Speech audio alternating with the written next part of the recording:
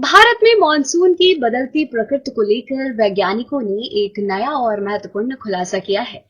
अब तक भारतीय मानसून पर एल नीनो के प्रभाव को सबसे अहम माना जाता था, लेकिन एक नए अध्ययन में पाया गया है कि उत्तर अटलांटिक महासागर में मौजूद एक विशाल ठंडा समुद्री क्षेत्र, जिसे कोल्ड ब्लॉब कहा जाता है, भी भारतीय मानसून को प्रभावित करने में बड़ी भूमिका निभा रहा है।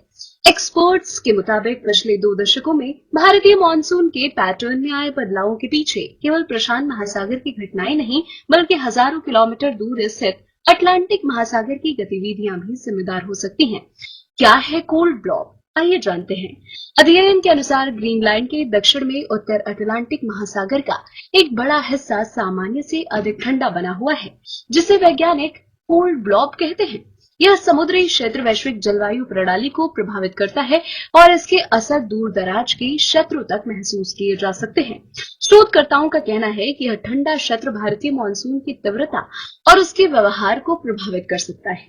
जलवायु मॉडल में कोल्ड ब्लॉक के प्रभाव को शामिल किया तो भारतीय मानसून के पूर्वानुमान की पहले की तुलना में अधिक सटीक पाए गए। अध्ययन के मुताबिक मानसून को प्रभावित करने वाली यह प्रक्रिया वातावरण और महासागर के बीच जटिल अंतःक्रियाओं से जुड़ी हुई है। शोधकर्ताओं का मानना है कि इस खोज का महत्व केवल भारतीय मानसून तक सीमित नहीं है। इससे दुनिया के अन्य क्षेत्रों में मौसम और वर्षा के पूर्वानुमान को बेहतर बनाने में भी मदद मिल सकती है। दक्षिण एशिया में 1 अरब से अधिक लोगों की आजीविका और आर्थिक गतिविधियां मानसून पर निर्भर है।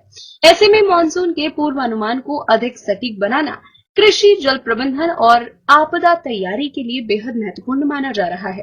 वैज्ञानिकों का मानना है कि यदि भविष्य के जलवायु मॉडल अटलांटिक महासागर के इस कोल्ड ब्लॉब और भारतीय मानसून के बीच संबंध को बेहतर ढंग से समझ सके, तो मानसून की भविष्यवाणी पहले से कहीं अधिक विश्वसनीय हो सकती है। आईएमडी के अनुसार दक्षिण पश्चिम मानसून 2026 लगातार आगे बढ़ रहा है। वर्तमान में मानसून की उत्तरी सीमा से होकर गुजर रही है। मौसम विभाग ने बताया कि आगामी दिनों में मानसून के और आगे बढ़ने के लिए परिस्थितियां अनुकूल बनी हुई हैं। अनुमान है कि 23 जून 2026 के आसपास दक्षिण पश्चिम मानसून महाराष्ट्र, तेलंगाना, ओडिशा, झारखंड और बिहार के कुछ और हिस्सों के साथ साथ छत्तीसगढ़ के कुछ क्षेत्रों में भी आगे बढ़ सकता है।